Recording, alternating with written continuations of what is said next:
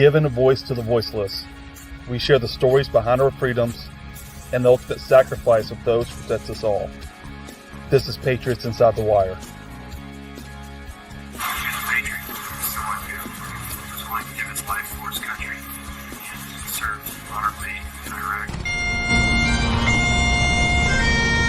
Beautiful thing to see the family and friends come together and honor his life and his service to our country.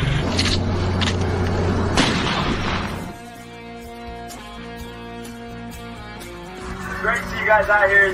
This is awesome, really. Welcome to the Patriots Inside the Wire broadcast, hosted by Gold Star mom, Tracy Two-Step. Hey, how is it going out there tonight on Wednesday Warriors with Patriots Inside the Wire and Miss Lori here from the Tree of Valor? Thank you for joining us tonight, Lori. We hope that you're all doing well out there.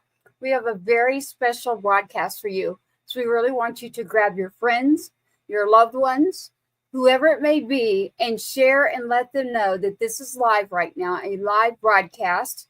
It is a broadcast, then a podcast, but we are on radio as well. We have a very special guest with us tonight.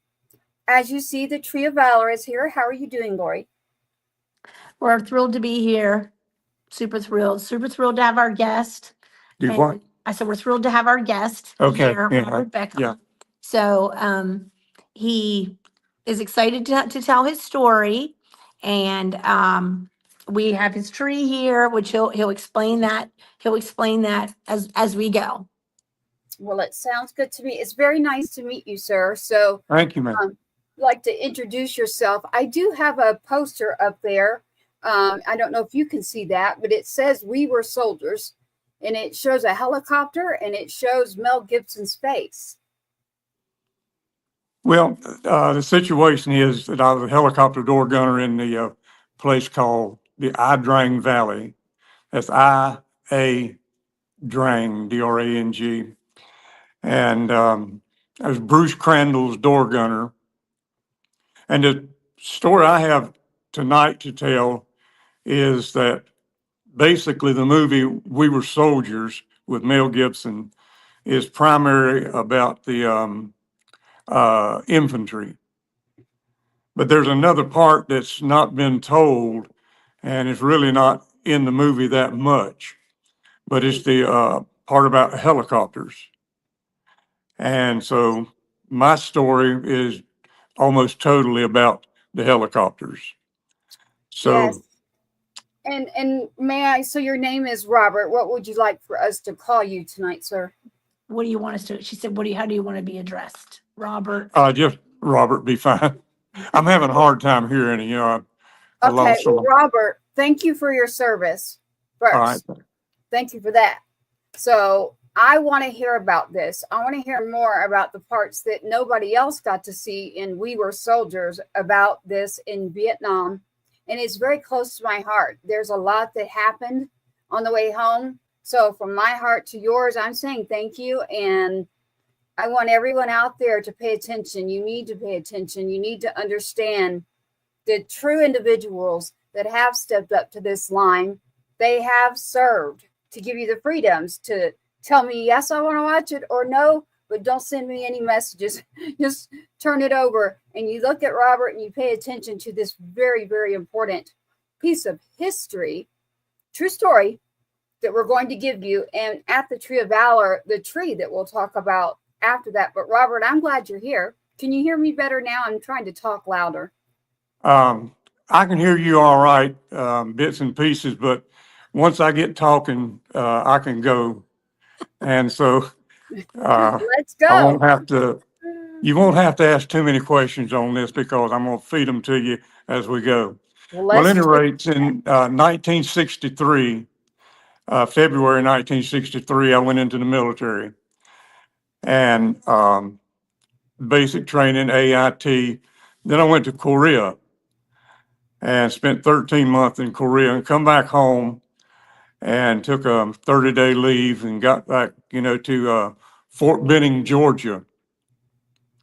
And I went airborne and I broke my ankle in airborne training. And so I didn't get to ship out with the rest of the guys when they all shipped out, but I was still at the same place but they had changed it because they had sent the First Cavalry Division patches from Korea, I think, to Fort Benning, Georgia. And before long, had a First Cavalry Division patch on my shoulder. And the next thing I knew, I was on my way to Vietnam. Went over on a boat. It took us about 30 days to get there. And once we got to Vietnam, this was a brand new thing. They never used what you call gunners that I know of. And they had crew chiefs, but they came to the infantry looking for volunteers for door gunners. Well, I was trying to get out of something and thought maybe that might be a little bit better or easier. So I stuck up my hand. And because I had a little prior service in Korea, Bruce Crandall chose me for his door gunner. And so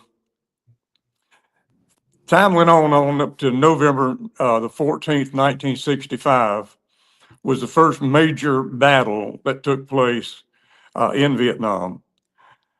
And So I have a question. No, I have a question. yeah, When Bruce chose you, you had no idea that he was going to be asked by Hal to go into the first battle. no. It Who is this individual? they had Did you say already names? decided this before we ever went over to Vietnam. It's And when you in the mention movie, these it's showing the names, party and stuff they're having, but we don't at any know rate, these names. So who is Bruce? Who are these other names we're mentioning? So Bruce Crandall is the pilot. He also was the Medal of Honor winner. This really should be a Medal of Honor winner too. he was called the Snake or Serpent Yes. 6. And at any rate, The I'm gonna pilot. take you on. I'm gonna take you on Yeah. to the battle part now. All right. Okay. So we were at a place called Play Me Special Forces Camp, getting ready to make the assault. Well, we made one lift in, which was fine. There was no return fire at all. Made two lifts in, and there was no fire at all. And 3 and 4, but on the 5th lift, I heard something like grease popping in a pan if you're frying fish or something. Mhm. And they said there was fire in the LZ, but it was friendly fire. Well, I started seeing things passing in front of my face, which I found out later was bullets. But I felt something hit me on the hand, and I thought it might have been a bug that had flew in and hit me. But I looked down and I seen blood, and then I heard something like a bullwhip snap. A little RTO was sitting beside of me, and he fell over on me with his helmet laying to the side. And I noticed that right under his right eye at the cheekbone, he had been hit, but he was gone. That's all. I don't think he ever felt a thing. But we got the guys off on the ground, and we took off for another load. But in the meantime, Hal called off all flights into the LZ because of heavy fire. Well, they had found a prisoner. Well, they got a prisoner, really. And he said there was 4,000 North Vietnamese regulars on that hill or a mountain. It's called the Phu Chon Mountain. But we had flew recon on a little mountain on the left side before we ever flew recon on the right or the big hill. And so there was approximately 2,000 on the little hill, or the little mountain rather, and around 1,700 that we got hit with. We only had about 240 some men on the ground at that time. We got hit with over 1,700. Well, we got 2 medevacs to follow us in and to take out the wounded. Well, they started getting fired, and so they aborted and didn't take out anybody.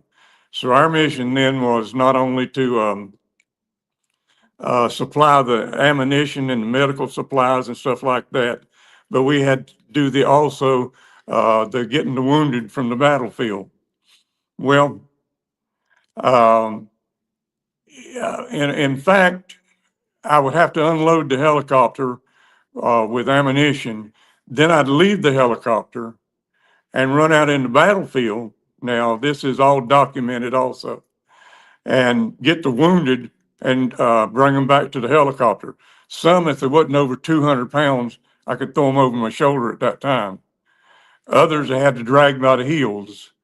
Others, that been hitting the legs or something and could walk on one leg, you'd give them ambulatory service, to get them back to the helicopter. Well, this went on for about 6 hours. And you were shot also during, Yeah. you were also still bleeding While yourself. being Yeah. shot. Yes. And as far as the emergency supply, Hal asked for a volunteer to go back in to bring emergency supplies in. So Crandall volunteered, and another pilot named Ed Freeman, who was also the Medal of Honor winner, he volunteered, and his entire crew and Crandall's entire crew. So for the next 6 hours that I'm sure of, we shuttled the ammunition and medical supplies and taking out the wounded, because really with 1,700 of the North Vietnamese regulars coming down on you with only 240 some men there, it didn't take about 15 minutes for the initial ammunition to be gone. So we had to get them ammunition and medical supplies. So really, this is coming from the heart as best I can describe it. I kept running out there and getting them, and I'd already made it, clear in my mind, I ain't gonna make it. I ain't gonna make it out of here. So what we decided to do, me and the gunner on the second ship, we decided to do all we could while we could until he got us. I mean, honestly, I was running up the in the middle of the battle there, and actually bullets were shooting up dust all around me, but none was hitting me. And so It's a miracle. I kept going. And we took a total of 70 some men out of the valley there that would have, I believe, died had we not been there to take them out, because you couldn't get the helicopters in because they were being targeted. And so later on in the day, the rest of the helicopters, were free to go in with us. But that's basically on the Drang Valley. As far as, like I say, there was one story that the movie showing we were soldiers, but that's basically entirely infantry. But there's another story going on, just like I'm telling you now, that a whole lot of people don't know. Mm-hmm. And if they've watched the movie, they know what went on there with the infantry. But wouldn't that be neat to have a screenwriter like write that The story? full depiction. Yes. Yeah, in order- actually to tell have that, the to tell. full depiction. Mhm. So, Not so to show my Robert, age, but as Paul Harvey would say. Well, anyways, later on. So we've got the helicopters, and they did focus on that in the movie. We Were Soldiers, and Mel Gibson is in that movie. His character, Snake. No. Yeah, character. Yeah, that's One said yes, He's one the said character, no. all right. One said yes, one said no. He was the best pilot there was it was called the 229th Assault Helicopter Battalion. He was the best pilot that I'd seen my whole year over there. But that I mean, isn't That Mel was Gibson. Mel Gibson in the No, movie. Is that what no. you're talking? Okay. No, that was Hal. Hal Okay. was Mel Gibson, but Okay. Yeah. Crandall was. Crandall is Snake. Well, you see me, if you watch the movie We Were Soldiers, you see Crandall. Crandall out there at your ball field when Hal, there the bag says, looks up and said, "I think you're out." And so that's Bruce Crandall there. And then it also had Ed Freeman, called Too Tall. In other words, he was too tall to be a pilot, but Yeah. somehow or another he snuck in there somehow or another.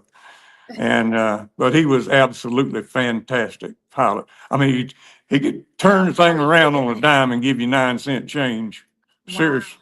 I don't understand how he even fit in there. Huh? How he even fit in a chopper. He was That's so tall. amazing. So Robert, as you were discussing, they really focused on infantry and in the helicopter and going to and from, but you were on the ground going back and forth, literally in the middle of the heavy. It was heavy. I'm leaving some documentation here. I've got 4 affidavits, one with 2 from two colonels signed off on it, 1 major and 1 staff sergeant and 1 Medal of Honor winner. And it's telling what I did as eyewitness. As a matter of fact, they even notarized them. So It makes such a great. I'm still waiting, to hear something, and I probably won't last that long, but it takes a long time. That's why we want to make sure we get the true story out there. And so with you being out there, literally, everybody knows, I say we were soldiers, and I bet you 9 out of 10 people knew what I was talking about.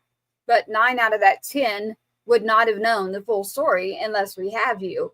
And so we have you to tell us, wait a minute, there's a lot more that went on there rather than just the movie. And I'm fixing to give you another one here. Okay. About, it was getting late at night, but anyhow, we took Joe Galloway. That was the news correspondent. We took Joe Galloway. He wanted to go into the valley and they told him, if you're that crazy, get on.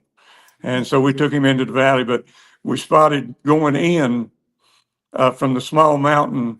I don't know what they were burning, but anyhow, they had fires burning, that they were carrying that they could see going through the jungle. And it was just thousands. And so where they were going, they were headed over to the Fuchan Mountain where the battle was actually taking place. And it's several different names, like it was called the Drang Valley or LV X-ray. Well, that night about 8:30, we took them, Joe Galloway in, and we came back into our play coup for the night because we couldn't do anything else of a night. And I was outside my tent just smoking a cigarette, really. And I was thinking about the guys out there in the valley. And a fellow named Colson came up and said, Beckom, we're needing the headquarters. So I didn't know what, so I went up there, and there was a pilot. He was a captain at that time. Of course, he retired a colonel. He says, Beckom, you're my crew chief. I said, okay, yeah. Now, what does that mean? But Hal had just called in from the valley that he needed emergency medical supplies and ammunition like now, the way he put it. And so this was a night flight. It was around 11 o'clock, somewhere in that area, that we took off, and we had to turn off all lights. It was black. You hold your hand in front of your face and you couldn't even see your hand, but we could not have any lights at all. So you flew like that? And so we went in, and I mean, I was terrified. Couldn't see nothing. You knew there was trees there and all kind of ways to crash, but the pilots, I mean, there's just no way to praise them enough, for the skill they had. But they got them in there, and we got the ammunition and the medical supplies to them and shuttled out the wounded again. And so I think most of the battles took place that way, that from there on out. But these are the ones that stands out in my mind because there was nothing that dynamic that had taken place. Of course, there's another part that should be in the movie. It's still called the Drang Valley, but they took Hal Moore out and all the 1st of the 7th, which made the initial assault. And another colonel came in and brought the 2nd of the 7th in, and he messed up royal. he about got everybody in the 2nd and 7th there killed. So they were wanting to make a movie on that because it was worse than the original battle, but they couldn't find a hero. Just like Hal Moore, everything that Hal did, what decision he made was absolutely the only thing that could be done. He did it perfect, and he got us out of there. Well, anyways, that's about the bottom line on my story. I mean, I could go on all night with different things, like there's different soldiers that might be able to give you more information. But I think I was with the first helicopter on every assault, the first one of the 229th anyway. So it was a scary thing being the first one in. But then you found out, that the scary part was at the end, because the guys at the end couldn't fire. I had an M60 machine gun firing 620 rounds per minute. And as I was going in on the initial attack, I was just making figure eights with that thing, like felt like I had a wall in front of me. But these guys coming in behind me, they couldn't fire because we already had men on the ground. So number one, sometimes the best place to be. And like I say, I could go on all night, really. Well, tell us about your tree. And also, we yeah. have a question here. The question is This- that the first time the Army used that style of helicopter? Well, it was a UH-1D. I don't know how many different types there were, but that's what we flew. But it's the first time that there was that type of assault was made with, where you had door gunners. And so they- your MOS, Robert, your actual MOS and rank is what as you were serving? Can you repeat that? What was your title, your MOS? Your MOS and your rank? We didn't have one. That's the whole thing about it. You see, I've got I believe it's up here. Door gunner. Yeah, I got a set of wings up here. It's got a G in the middle. Well, those are not authorized, but they're accepted because the door gunners that they got from the infantry, I went over with A Company, 2nd Battalion, 7th Cavalry. But I was there about a week when they asked for door gunners. And anyhow, we couldn't wear the regular aviation wings. So Bruce Crandall went to Saigon and at some store, I don't know where he got them made, but he had these made special. Oh, wow. And for 60 some years, they've been accepted, but never authorized, by the military. But these are the original wings with the G in the middle. In other words, if you see, I think they sell them, at different places now, but they didn't have any MOS. They didn't have any 4-door gunners. But like, How old were you, Robert? How How- old were you? I was about 18, I think, something like that. Wow. Not even old enough to drink. Oh, no. No, I was, yeah, okay. You were drinking, or you were old enough to drink? No, I mean, there's all kind of things comes out in movies now. My brother, which went in after me, I was there in 65. And he went in 67, I think. But the movies that he tells me to watch, they're just sitting back, laid back, smoking pot and things like that. Well, that wasn't that way with the original guys that went over, because the 1st Cavalry Division was reformed right there at Fort Benning, and it was aviation. And I honestly believe this. Matter of fact, I think I know this, but the United States took the best that they had to offer and formed 1st Cavalry Division. So, And did you that's about all sign up, Robert, or were you drafted? let me tell you the story on that. Yeah. I was working in a cotton mill, and worked there for about a year. As soon as well, I never graduated from high school at that point. I did later on, with community college. But there's a girl came to work there, and she was pretty. And so I got sort of sweet on her, but found out she was married. And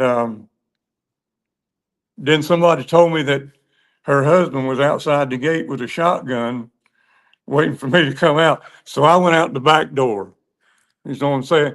Got in my car and left and went home.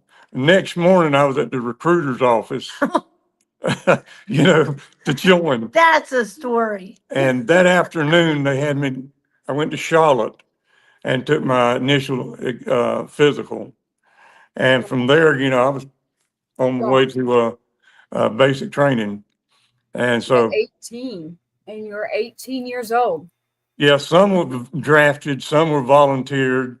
I had a shotgun. What do you call it? Goodness. Time Robert, do you remember how many that you pulled out of there in combat? We pulled out. Let me tell you. I don't know how the words that I can use or how I can describe things. We can say But a we lot took- of things, just not like the F word, like the cuss words. But you can No, say no, anything. no. It's things that is really hard to swallow. Yes. But we took men out, that had no legs.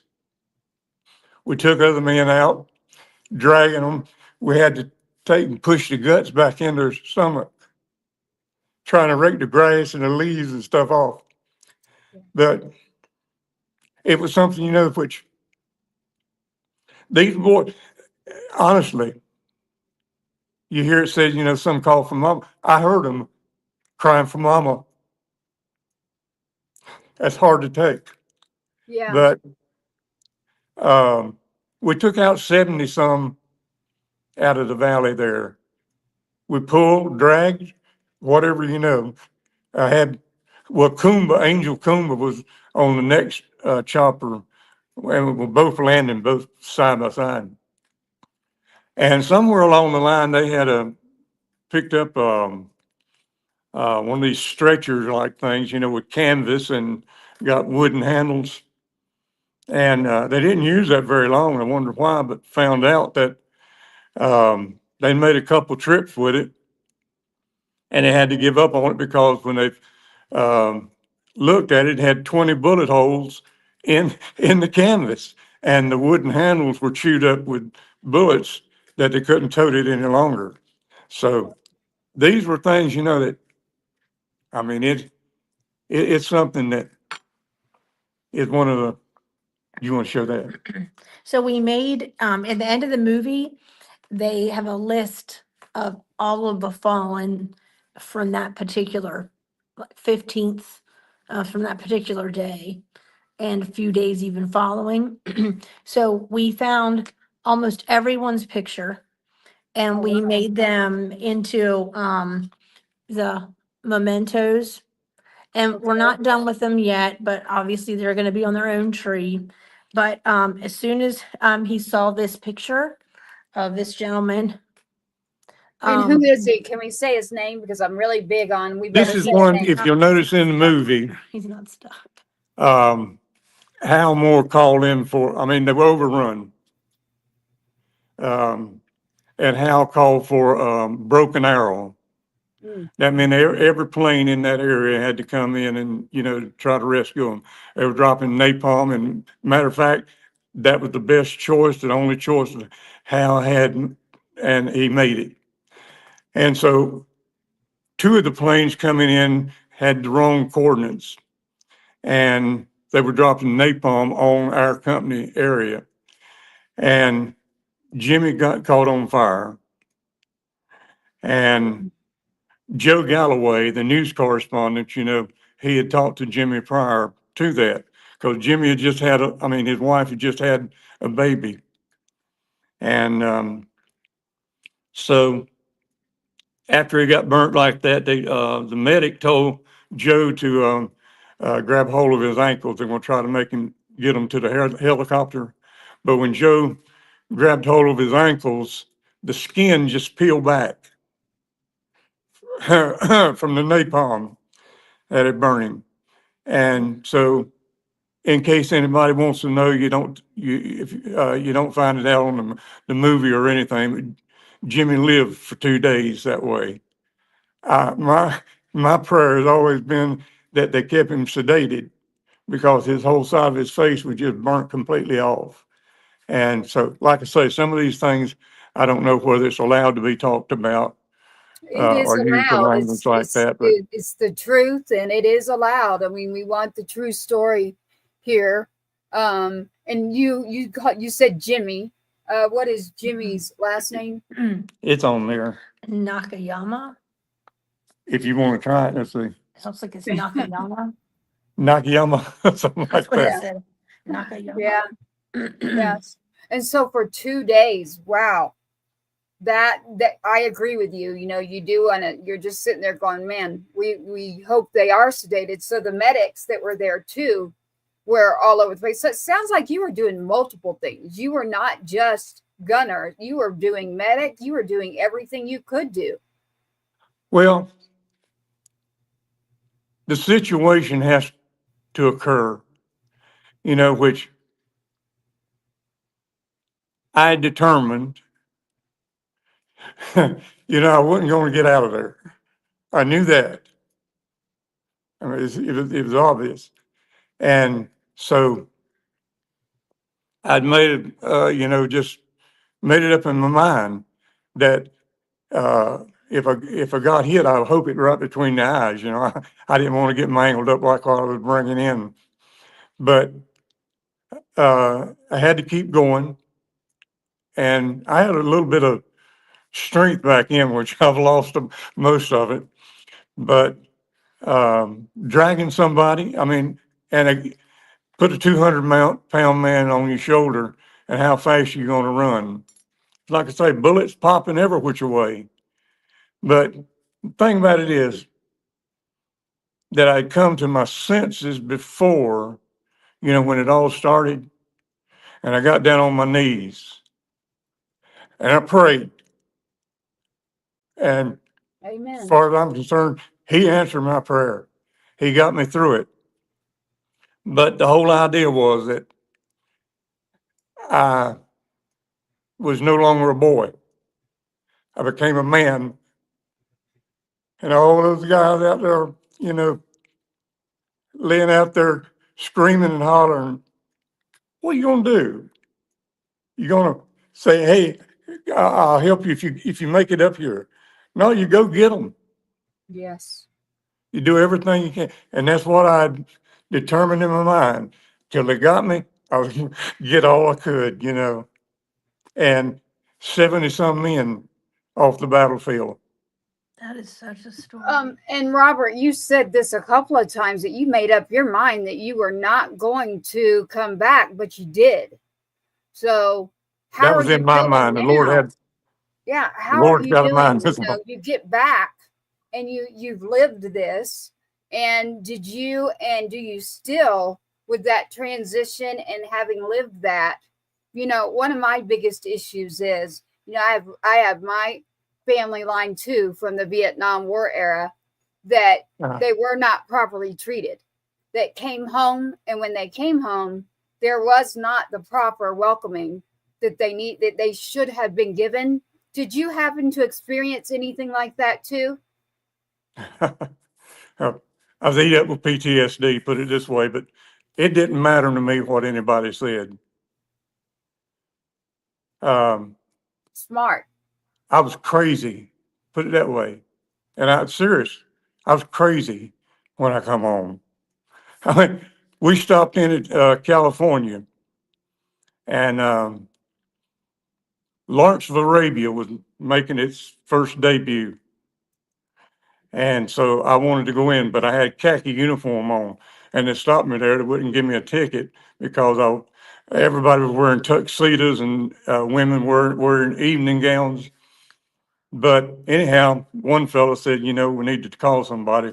Well, they called, and they said that the military uniform was acceptable anywhere under any condition. Well, I went in, had to go up in the balcony because it was full. And I got there on the rail of the balcony, and I looked down and I hollered down at any of you, I can't even use the initials on that, want to fight. And I found out everybody in there wanted to fight. So they got me ushered out, but that's how crazy it was. I was looking for somebody to kill me because I missed it. And so that was my main thought. I just didn't want to be here any longer. What And it was takes, it for you? I can you feel don't, literally, I can feel you right now, literally in my heart. Literally, I can feel I it. can feel his soul. Yeah. Yeah, I you can don't feel get it. over that though. No, So you don't get I- over it. I do want to talk about this, Tracy, because we discussed this before, that I know this is a sore subject, but it's a subject regardless it needs talked about. Yeah, That it's of the not sore, it's veterans, true. that the veterans that take their life right now, Vietnam veterans are on the rise. And you and I discussed Yeah. one of you losing a friend recently, like within the last few years. Well, Went through so much, and he, you take, like I was telling you a while ago, after Hal Moore got on the plane going out, they sent another colonel in. Well, he was over the second A company, well, not A company, but the whole battalion. The 2nd Battalion, 7th Cavalry. Well, those are the ones that I went over with. And when I went as a door gunner, I mean, I felt a guilt too, because I trained in Korea, guerrilla warfare school, ranger school, and all these things. And I knew what to do on certain situations that the little fella is a Puerto Rican named Quelan, took my place as squad leader. And they got hit from the front and the back and both sides, and they tried to get behind trees and fight back. It was the wrong thing to do. You had to determine in a split second where the least amount of fire was coming in and charge that area. You couldn't just sit there. Well, they sat there. And when we finally picked him up, I don't know what I'm allowed to say on this either, but only found pieces of skull and head where they had chopped him up with a machete. But there, by the grace of God, was me. That would have been my job. Oh, And I yes. felt guilty. I think about him every day. Mm. Not a day goes by. I mean, of a morning, I wake up, that's on my mind. I go to bed at night, that's on my mind. All those faces I can see. A lot of the guys we didn't bring in because they were dead already, but if they were moving at all, we grabbed them and pulled them best we could. Me and a fellow named Thomas Danningberg, which was his crew chief, he did the same thing. I don't know. He got a letter from his wife saying she had met somebody else, and wanted a divorce before this battle took place. So I don't know what was on his mind. Then he got another letter about a week later saying his mama had died. Now they gave him a choice; he could go home under any of those circumstances, and he chose to stay. And they asked him why, he wanted to stay. He says, "Nothing to go home to."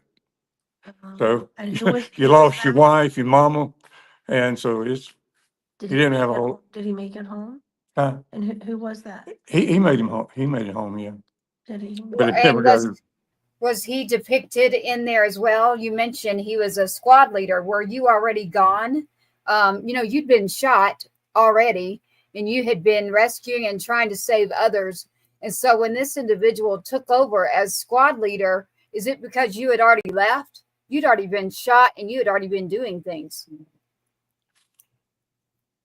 No, this was called Albany, which was part of Drang. It's a big situation, but Hal Moore had the first of the 7th. but they brought somebody in for cleanup, another colonel, which was the second of the seventh. And the second of the seventh is what I went over with.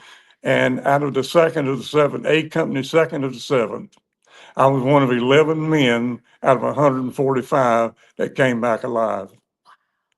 And why I came back? Because I wasn't there. I was in the helicopter. That's something to think about. You know, so Well, you had were it on the been, ground too. You mentioned that you were running around and, and the whizzing and the bullwhip and that, you were going and y'all were all trying to pull the people out of there.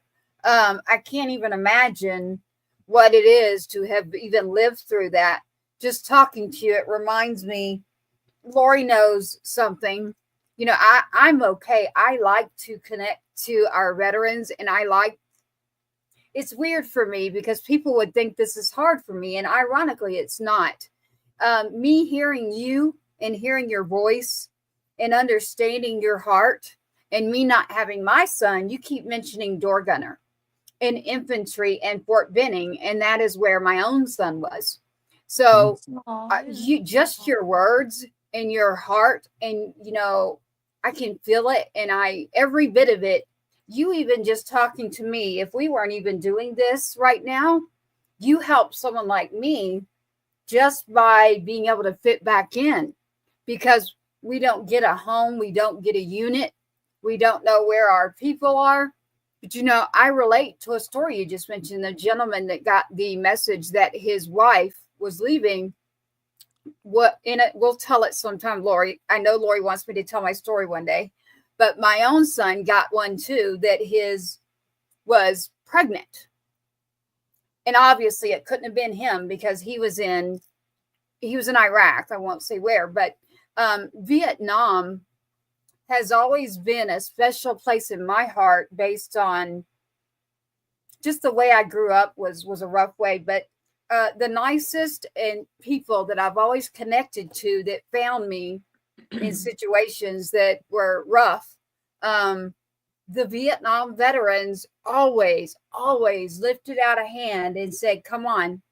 And they weren't normal situations that anybody should have been in, but I always found that the very first individuals that found me when things were happening, even as a child, it was a Vietnam veteran. And it's funny you say that. It's funny you say that because even Lexi, right? Her very favorite. I mean, it could be any wartime, right? Right. But the Vietnam veterans are her grandpas. That was me. It was like they were my dad. I'm hoping next Saturday he comes to her little Saturday supper so that I think he would really connect with some of the veterans who are coming, who have stories just like his. you gonna run through that with her? I think you should. So when you were talking about how being on a chopper maybe is safe, these guys were doing a supply mission, like they weren't. These were in the Drang Valley. I don't know where you can really see. Hold it up a little bit. There you go. And move it more towards you, Lori. There you go. That's a fellow named Don Grella. Okay. And this is one of the pilots. There we go. Kenneth Stansel. Got it. And this is another pilot. I'll get his name first. Jesse Phelps. Okay. And this was my little buddy over there. And that is Thomas Rice. And I bumped right beside him. And matter of fact, he had two kids, two little girls. One was 3 years old and one was 4 years old. But what the story on this is, the very next month, this November 1965, when the Drang Valley took place, in December, the 101st Airborne were getting kicked pretty bad. So we were making an assault the next morning. So we went out that evening to sort of bivouac, get ready to make the assault. And we sent one helicopter back to the rear to bring out hot coffee for us. So, hot coffee makes some miracles, happen. But they never made it. That's true. Yeah. And so the story is 43 years later, they finally did the excavation there in Vietnam. Uh, uh, Matter of fact, they found one dog tag of Grella's and a piece of jawbone. I don't know how to determine it was jawbone, but through DNA, they determined it was Grella's. And that, matter of fact, is I've got a song called "The One Who Waits," Okay. and it's on the internet. It can be picked up. Robert Beckom, "The One Who Waits." So you're a And singer, Robert. do what? He's a You singer. did singing and songwriting? Yes. Yeah, I'm singing it. He's a singer and a songwriter. Yes. Yeah, I've won North Carolina Country Music Awards, Songwriter of the Year, 2 years in a row. And I Nice. won first place for the state of Maine for Gospel Song of the Year and Patriotic Song of the Year. So Wow. I've been around, like cow chain. I've been drugged through it. Yeah, I'll have to look I'll that get up. that I one don't in. know if you're comfortable singing, you can do it. This show always has music. Lori probably told you that this is a show that, to me, music is medicinal. Music is therapeutic. Is that what you found, that the music is sort of like a therapeutic area for you? Absolutely. I don't think therapeutic. I don't know really what the word means, but Helpful. How it's helpful. It's helpful. it was a relief valve. So tell Yeah. us, is there something we can do now, circling back to the veterans the Vietnam veterans were losing to suicide? I don't mean, know. I hate bringing it up, but I don't know. is there anything that we can do? I was seeing a psychiatrist 3 days a week when I got back, and I'd seen her so long. Well, she was good, though. I declare she was good. And she told me one day, she said, well, she got another veteran, that was in the Drang Valley, and if I wanted to talk to him. And I said, yeah. I knew him when she told me his name, but she said, well, I have to get in touch with him and see if he wants me to give you his phone number. Well, she did. And I called him up and made an appointment, to go talk to him. So my wife and I, made trips to a place called Seagrove. And well, matter of fact, I've got this big thing with wagon wheels on it, and a swing in the middle, and 2 horseshoes put together up there making a B Oh, nice. for Beckom. Yeah. And he did that. He did all the welding for me and stuff like that. And my wife likes to, go to yard sales and stuff, like old frying pans, anything like that, she liked. Well, he did too. And so every time we go down there, he'd always have something that he picked up the yard sale for.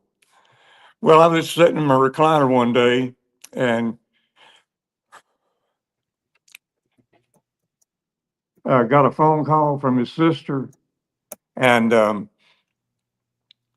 she said, Robert, Tom's dead. I said, what happened? Said he was just sitting on his bed. He fired 3 times in the ceiling and 1 time in his head. So I'd never noticed it myself. If I'd have known anything about it, that something like that was on his mind, I'd have stayed up there every day. I went and see him every day, but I didn't know. And so most of the suicides out there now, nobody's expecting it. They don't tell nobody. Mm-mm. They don't share it with nobody. There's nobody really to share it with. Mm-mm. So No, Robert, so I can, it's interesting, the things that you're bringing up. I'm not pushing it on me, but I want you to know that I understand some, because my little brother, strong as he could be, right now my words don't even come out good, because big, strong guy, fun, nice, happy guy, did same thing. same thing. And so even to this moment that we're talking, I'm like,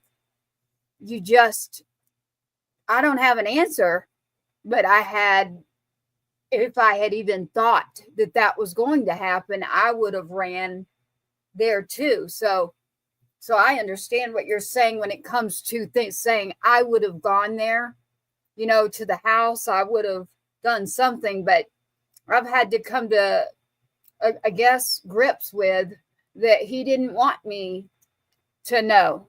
He must not have wanted me to be worried, I guess. But so Tom, so I just give my heart up to everybody out there, and I try to encourage them to please hang in there. Please call 988 if you or someone you know is in need and you need help. I'm encourage you, and I want to ask you to please do that. It is awful to lose someone, and then the family that's left behind to be left with that too. It is.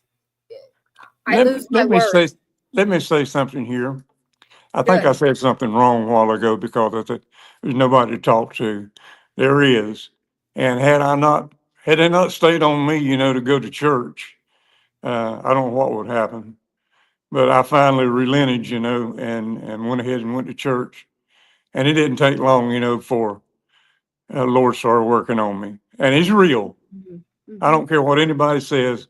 He is real, and He'll do what He says. And had it not been for the Lord, I wouldn't be here sitting here talking to you today, because Many I times. just did not want to be here. And Yeah. if that's the same thing that's on most of your, and I don't know for sure, but if that's the same thing that's on most of your Vietnam veterans' mind, I just don't want to be here. And they need help, but the only help that's going to come, no psychiatrist can help. Nobody except the Lord, and He can make a way. He did for Yes. me. Yes. I'm glad. I am so glad. Did you decide, how long were you in? Did you decide to stay in? Did you discharge, or did you re-up? How long were you in? Well, I went in February 63, and I got out in February 68. I re-enlisted and went airborne, went to Benning, is where it all started. And I, well, got ready to get out. My time to go, and the I believe the captain was in charge. He called me into the office, said, "Beckom, you make a heck of a soldier." He says, "We've got your paperwork here ready. We're going to make you E6, staff sergeant, I guess, but, or some kind of sergeant." But anyhow, we want you to re-enlist. But they had messed up because they'd already sent down orders for me for Alaska. And so if I'd re-enlisted, I'd been shipped to Alaska. And I couldn't stand cold weather, so, but no. He said, "You make a heck of a soldier, you've been a good soldier and all." I said, "Well, I don't want to be a soldier." He said, "What do you want to be?" I said, "I want to be a civilian." Yeah. And so I got out, I was Mhm. planning on, because I was unusually treated, military, because I made rank automatic, just right off the bat. When I come back from Korea, well, my platoon sergeant over there, I mean, he could take off his shirt and it looked like somebody had taken, in their hands and just did like this, where he got hit with a machine gun. Mm. And he had a slice down it all the way down his neck, where a Jap had jumped in foxhole and hit him with the bayonet. But he still killed him as far as that goes. But everybody respected him. But when I got to Korea, he started treating me like I was his son. And I felt that, but he also had a nice pair of boots he used on my behind end also, if I didn't do right. But he was going home, and I still had about a month left there. But he came to my bunk, sat down on the side of my bunk, and the man was actually crying. He wrote a 3-page letter to my mama and talking about all the stuff he went through, and he had, I think, the CIB, that's with the rifle in the middle and the reef around it, but he had 2 stars, in that reef, and that was 2 major battles that he had been in, so he had been through it. And but he told Mama, he says, about all the things he had done, but he said if he ever had to go back in to battle again, he said he wouldn't, want anybody beside him than Robert Beckom. So, I don't know what she did with the letter. I hadn't seen it. Oh, But wow. I have a question that was being asked. So your buddy there, Rice, your buddy over there, what happened with Rice? well, they crashed. Well, they crashed Shot and down. they were shot down, but they crashed and it burned. Put it that way. What's Okay. crazy though is that it was 43 years and everything, like, well, not everything, but part of the wreckage was there. It's just striking to me that all that time went by that they were never clearly they literally found the person who shot the plane down. Everybody that went out, So tried I- to search I don't for that understand why we plane, didn't look for him for that before helicopter, but nobody ever found it. It was years later. See, we had a little problem with getting back into Vietnam. Oh. Matter of fact, there was after the battle, the North Vietnamese had absolutely no human being was allowed back into the valley. Now, what they said because ghosts walk there. Wow. So probably did, so, They probably did.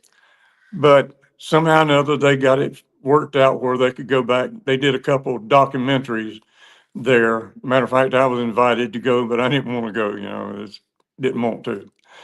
And so the whole idea, and I lose track sometimes of where I'm at, what I'm talking about, You're good. but they got permission to go back, but it was hard and it was later on. But they found a man, North Vietnamese, who said that he had shot down a helicopter in that area. And when they went back to do the excavation, they found one dog tag with Don Gorilla and a piece of jawbone about the size of my thumbnail. And they said it was, his DNA, because his sister went back to Hawaii to pick up the casket with a piece of bone about the size of my jawbone, my thumb in the casket. And His mother had already So, passed, unfortunately. the funeral was so big, they had 3 motorcycle clubs. And so they couldn't get all the people in the church, so they had to use the school gymnasium. And the first sound, I'm told, that they heard in the school was taps, da da da da da, da. And my song, "The One Who Waits." The One Who Waits, your song. I was wondering Yeah. about that. So The One Who Waits, you're not comfortable singing that, are you? I Literally? wish he would. It's so beautiful. He was practicing on our piano in here. It's got all kind of minor chords in there, and I can't. It goes one way one time and another way another time. So I'd have to practice on it a little bit. But yeah, she just Or had do me you trying to have play any it. song that you can sing a piece of that you like? Would you like to sing something else? Tonight. No, absolutely not. I have enough songs on internet. They're gospel songs, but Okay. they're beautiful songs. I wrote them all. Okay. Do you want to sing that song without playing the music? I don't know where I can or not. Yeah, I got. If you want, I'm not forcing you, but if you'd like to, it's a beautiful song. Okay, if I can get in the right key, I've done lost puberty, so I have to find the right key now. Oh, the one who waits stays up late, counts the days he's been away, crying tears, gaining years upon the face of the one who waits. She's a soldier in a way, much more than I can say. To smile and still go on, but feel so all alone. She'll hang her head and pray and push bad thoughts away, like an actress in a play. The one who waits, sleepless nights, tear-stained pillows, memory of yesterday. She knows full well might take a miracle, but until then, she'll have to wait. She can understand this war or what they're fighting for. And so she walks the floor behind her bedroom door.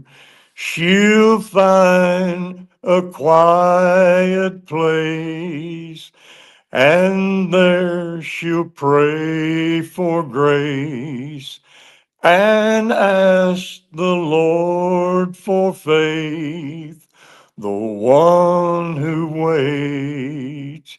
Sleepless nights, tear-stained pillows, memory of yesterday.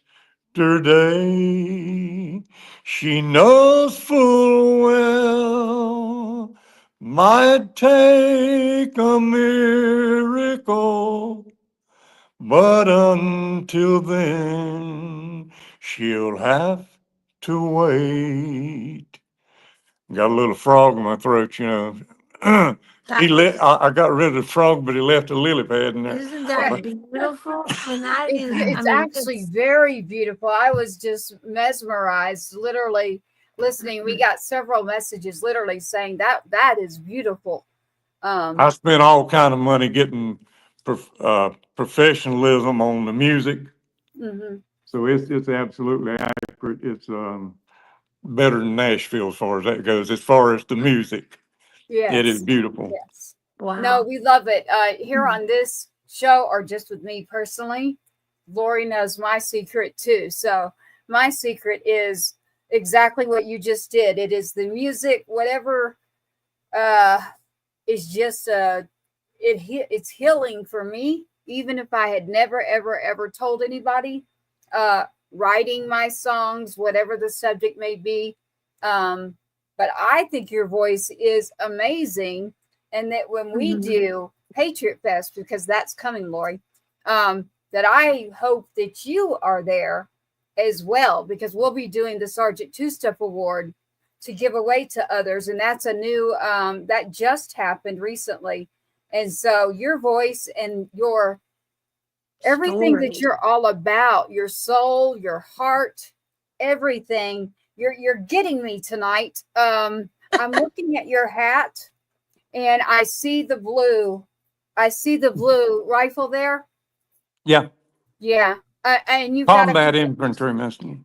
that's the infantry. Yeah, it's on my wall over here. So I keep staring at you, and I'm looking, and I see a couple things there that are taking me back. You've mentioned Fort Benning. You've mentioned where you started. I don't know, Lori. Did you know that before you got me on here that this was actually Adam's story too?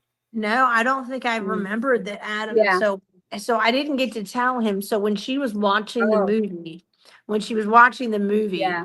when they got to the part of the movie where Hal's wife was going to all the houses, I didn't forget that she was a Gold Star mom, but I didn't think about, unfortunately, rudely, that how that would impact her. When she saw Hal's wife continue to collect those and have to deliver them to all the homes of the wives, when Tracy got to that part of the movie, she was like, that was it. That broke her. I did not stop the movie. I've seen the whole movie, but Did you watch? You skipped yes, that. My wife was there in Fort Benning also. Matter of fact, there was not most of them, but a lot of the guys that, had informed their parents, that they were going to Vietnam. So their parents came down, and had about all the motels booked and hotels booked. But my wife, she was, she stayed about 2 or 3 days, before we left.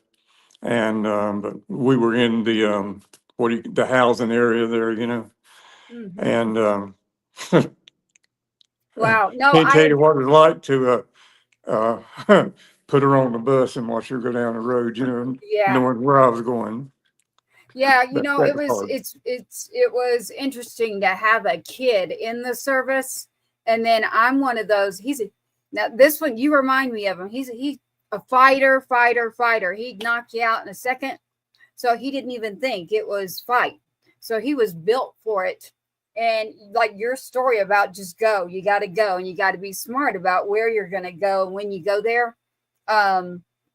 The gunner part, there's certain areas. I actually did watch all of it, but there were parts that got me. And the part that got me was when they would send the telegram to the ladies' homes. Mm-hmm. And I just would turn away for a little bit because a lot of people don't understand. They think that's just in the movies. And actually, they do come to your door, like physically. Telegram. They physically came to my door. They physically come to your door. They physically walk in the room. They physically deliver this to you. And they have a chaplain and they have the casualty assistance officer. And they're telling you the worst news they can possibly tell you your whole entire life.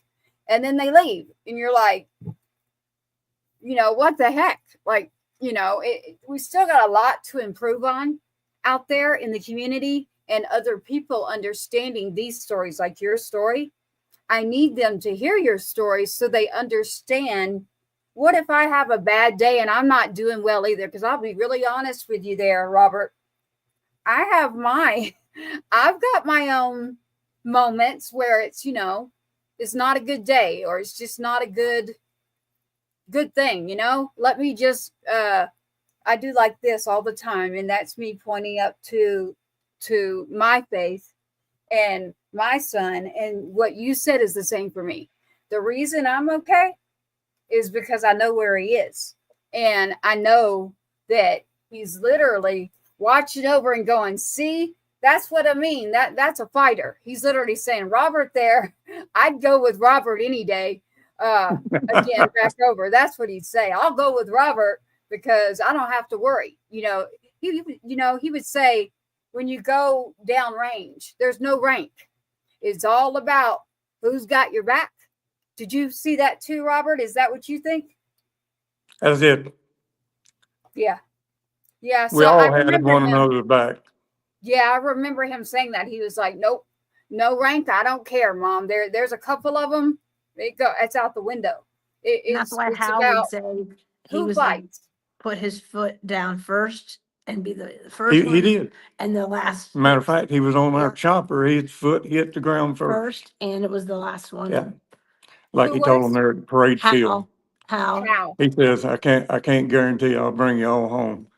But he said, this I swear by Almighty God, I'll, I can't talk him, but I'll leave no man behind. So I Yes. did want to show He you, lived by Tracy, that. the pictures that we made Okay. so far. So again, we're on with Robert Beckom from the Vietnam War era. As he mentioned, I like when he says it actually there in Vietnam. He's talking about his true story that he was in. And a lot of people will reference the movie We Were Soldiers, which showcases a lot of the infantry. And Robert is telling us firsthand knowledge and account of living through, oh my goodness, living through this, one of 11 to come home. And Lori, are these the pictures of the fallen?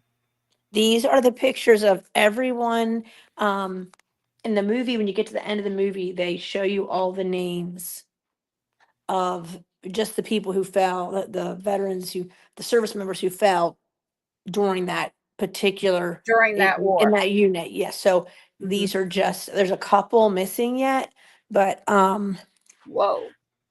so what we're gonna do is when we have our Saturday, Lexi's Saturday supper next week, all the veterans that are here, you know how we normally do our 22 a day salute? We're actually gonna do it for the Vietnam area of Good.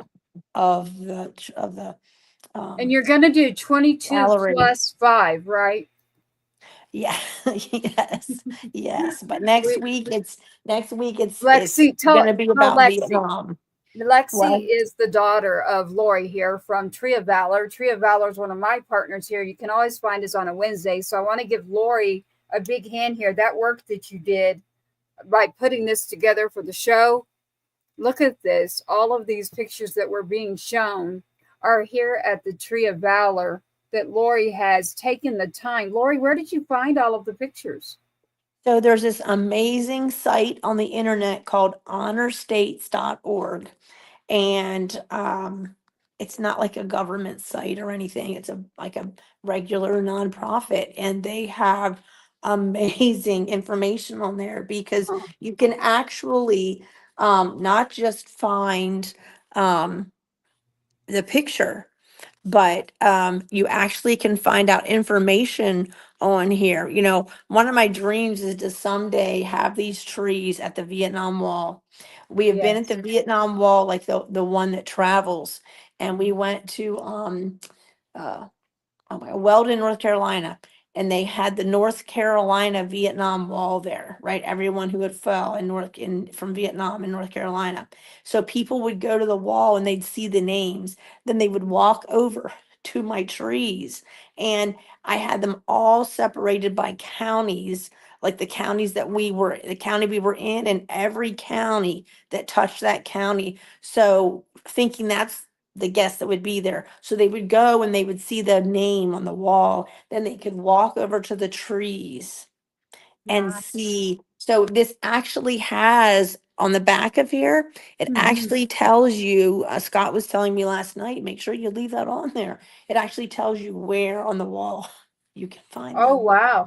Okay. What was the So name of the site again? Shout out to Honor States, Honor honorstates.org. States with an S? Yep, honorstates.org. Honorstates.org. Okay. We'll have to Yep. get in touch with them for everything that you and I are trying to do. Well, we're going Yep. to do.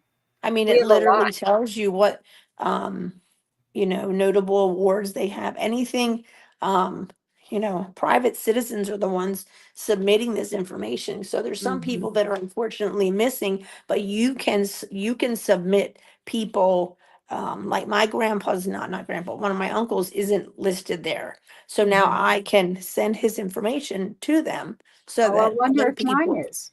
Okay. So yeah, we'll have to check that. Yeah, that's Look it true. up. And Oh, we have it's some messages here. Did you see okay. one of them, Lori? Look, I want you didn't. I to can't see them. Was what I'm Lexi was saying. smiling during the song. Oh, Yeah, Lexi could hear Lexi's your smiling. song. It sounded really good by Christopher.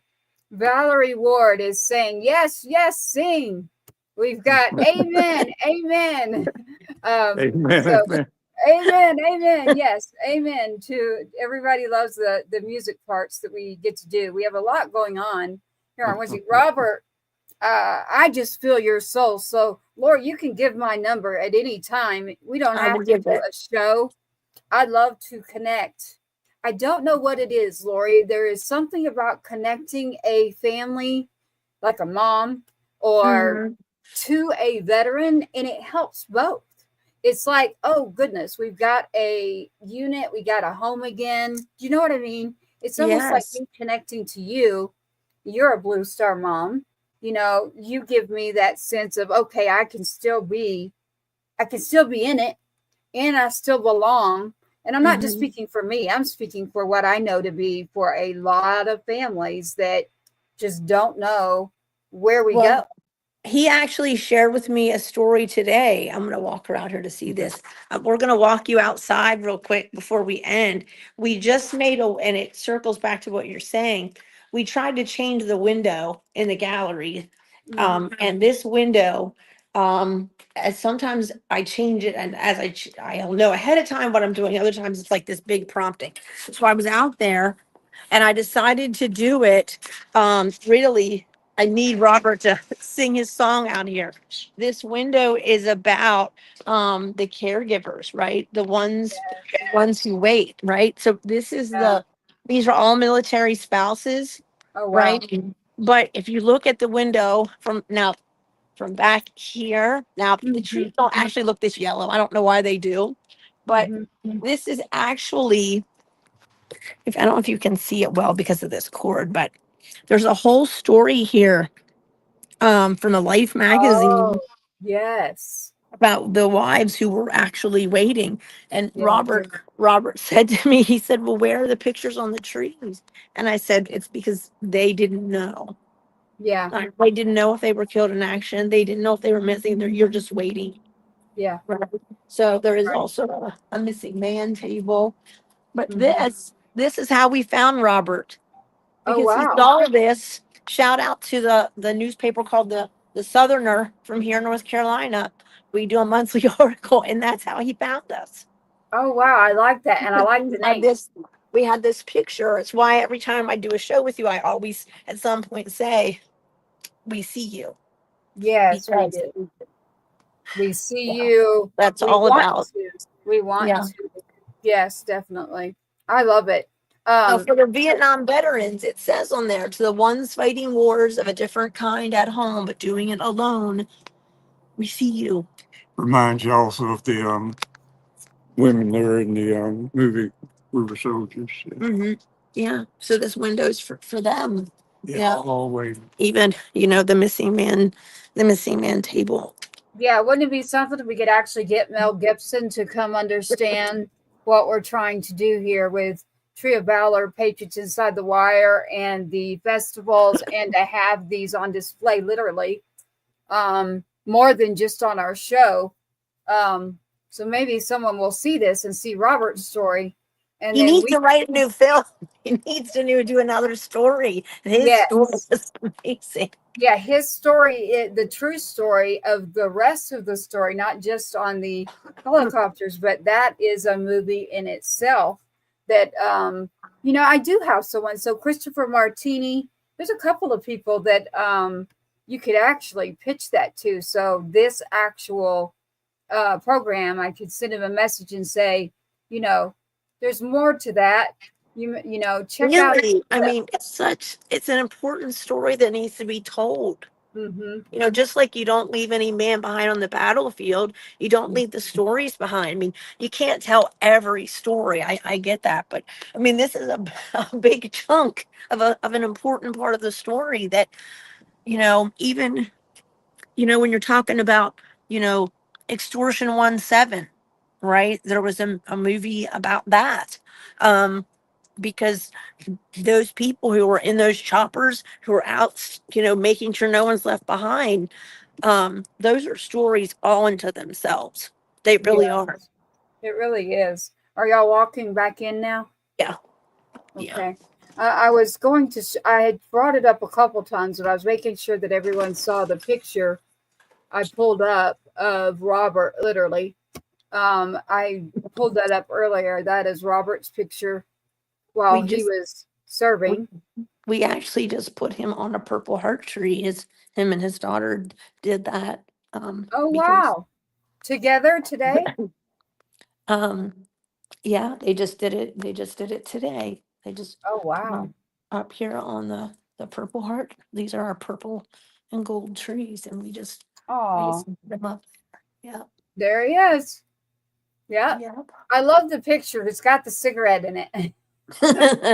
Yeah. It stands right out. I love it. It's classic for the era. Classic, like strong. You can tell the fight is there. But see, there's another helicopter, Extortion 17. Yes. Yeah. So I mean, unbelievable. An unbelievable.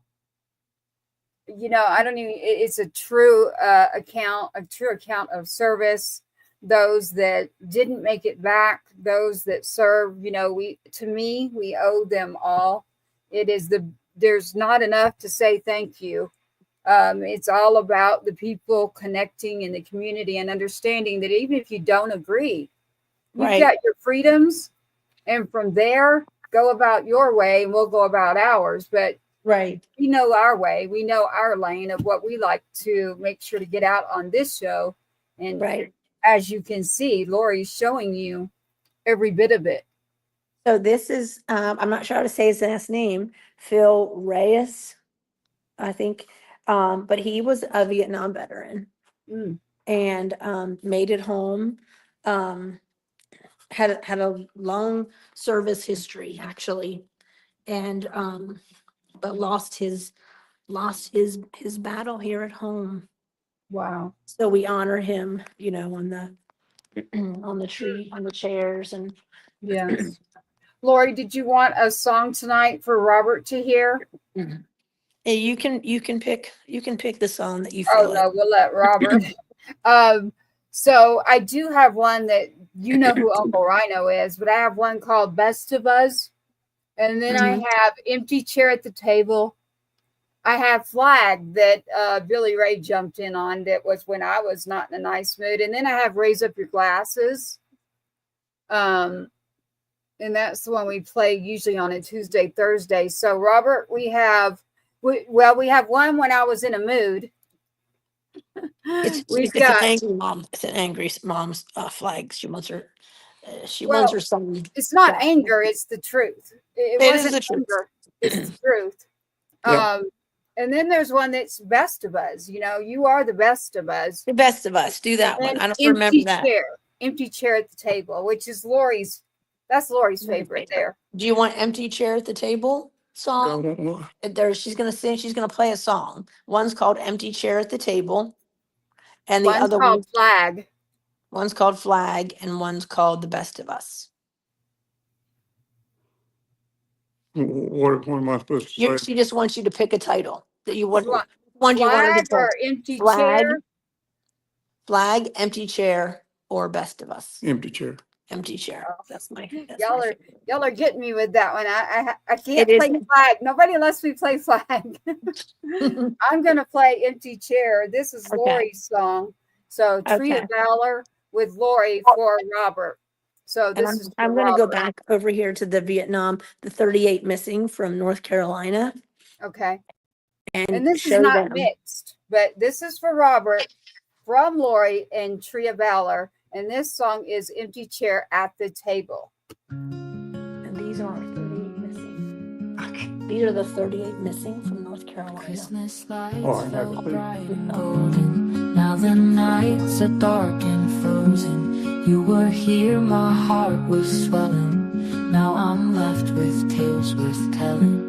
Photos framed, but they ain't breathing. Silent room, my chest is heaving. You were strength in uniform. Now my life is weather worn. Empty chair at the table where you used to be. Echoes of your laughter haunt this memory. Heaven called you home, but left this heart alone. Warriors on earth,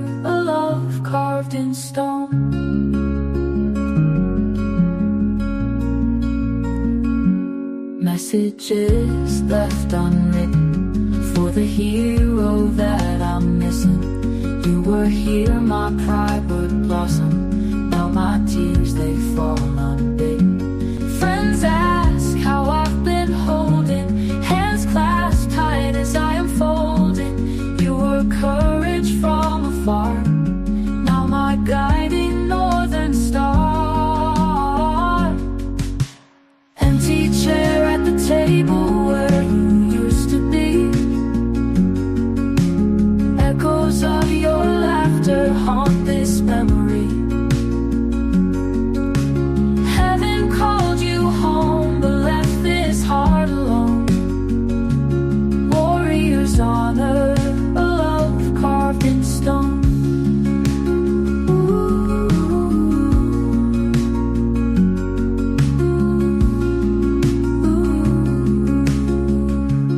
Messages left unwritten for the hero that I'm missing. You were here, my pride would blossom. Now my tears, they fall unbidden.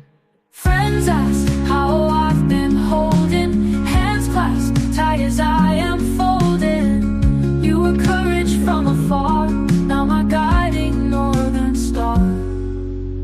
Empty chair at the table where you used to be. Echoes of your laughter haunt this memory. Heaven called you home, but left this heart alone. Warrior's honor, a love carved in stone.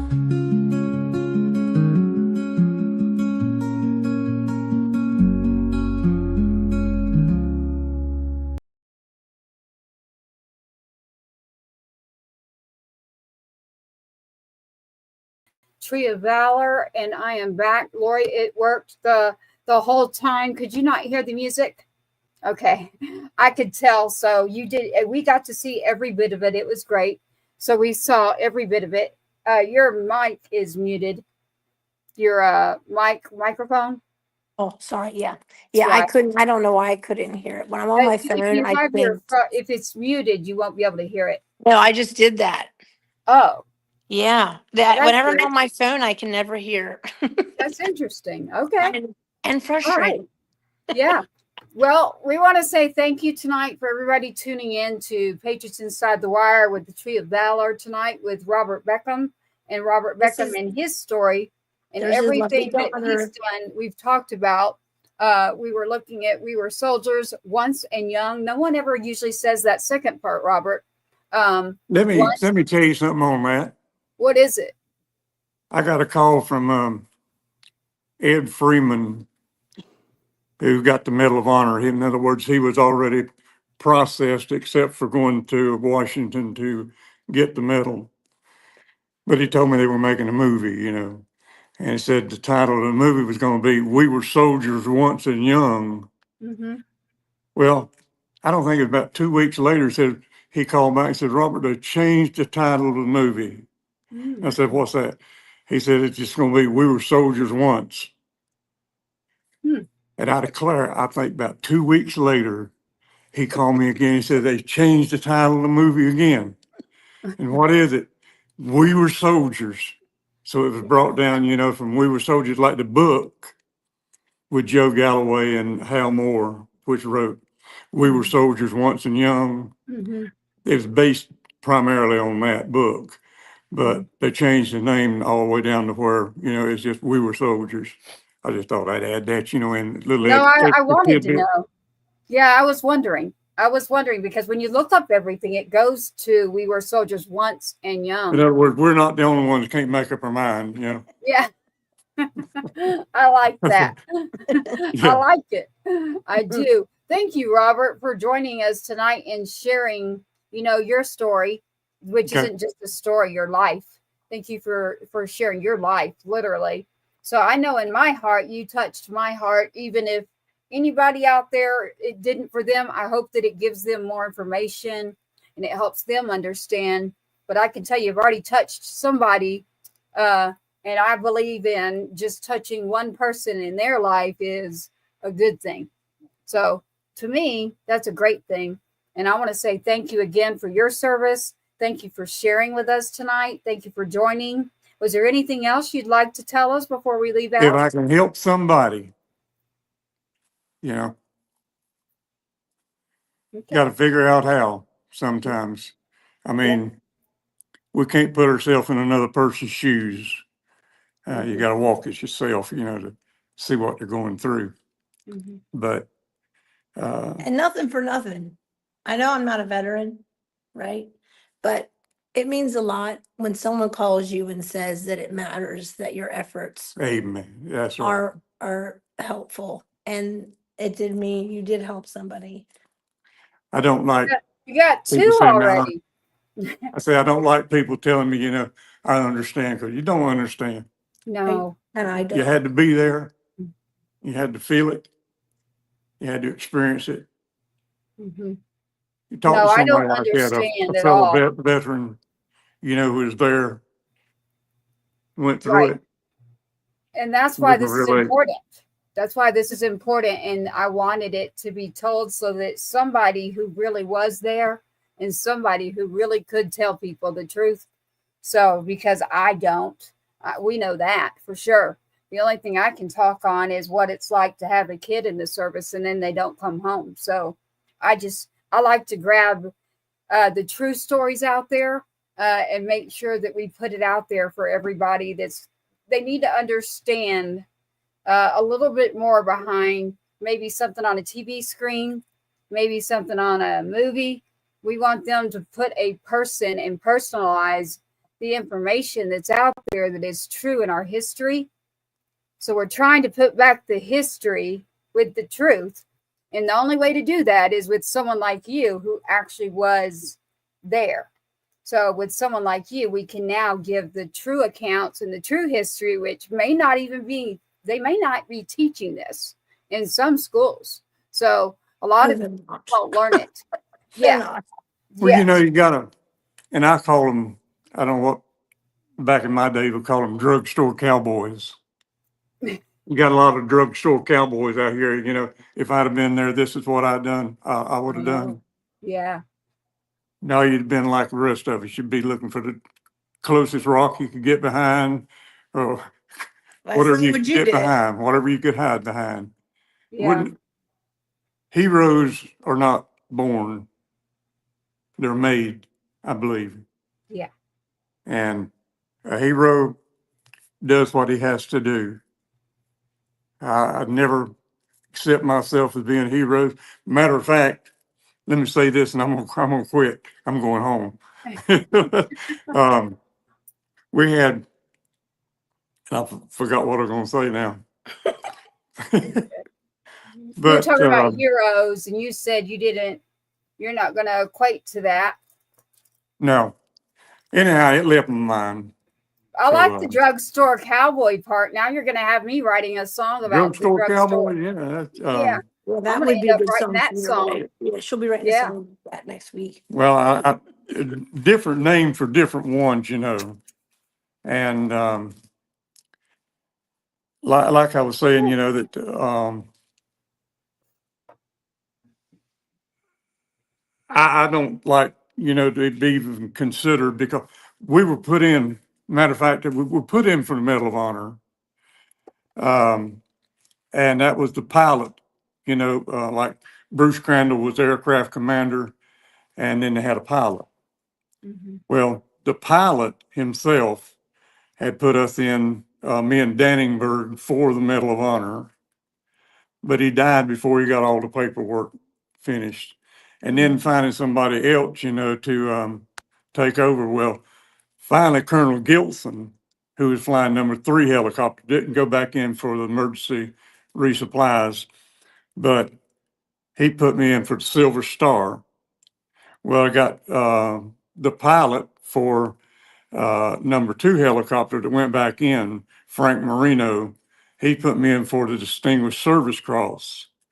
But Danningberg, when I told him, originally that they had put us in for the Medal of Honor, he said, "Well, I don't want it." And he said, and you shouldn't either.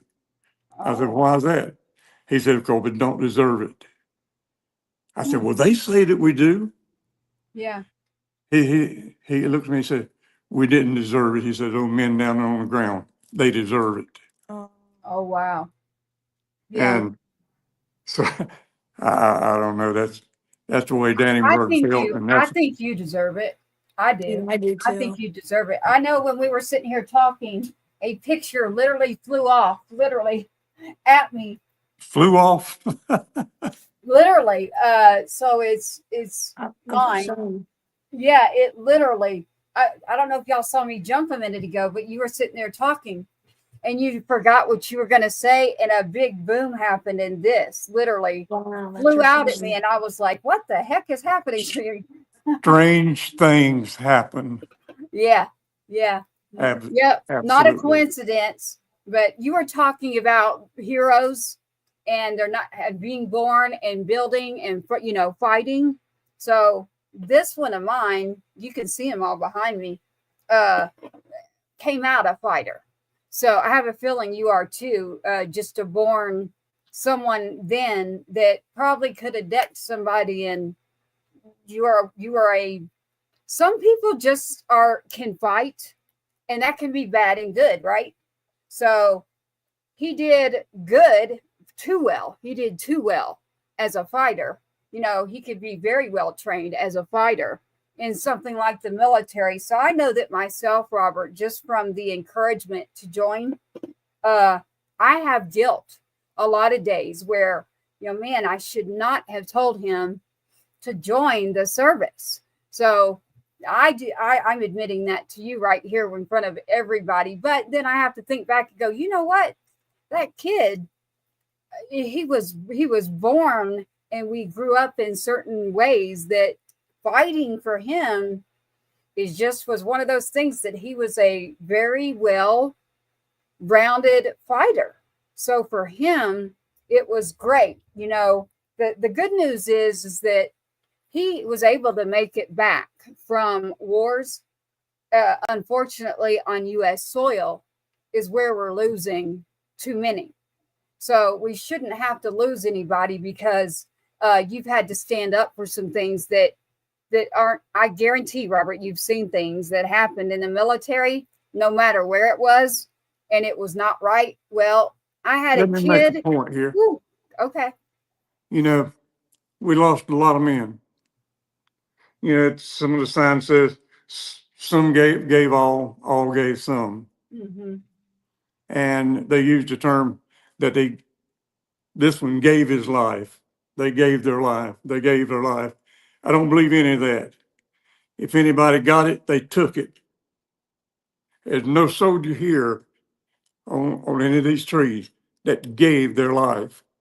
Somebody took it. Somebody took it. And That's true. somebody paid for it also.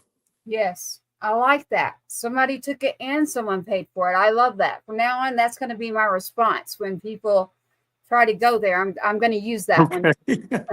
I'm taking that one. We're going to close out here. So stand by, Robert. Stand by, Lori.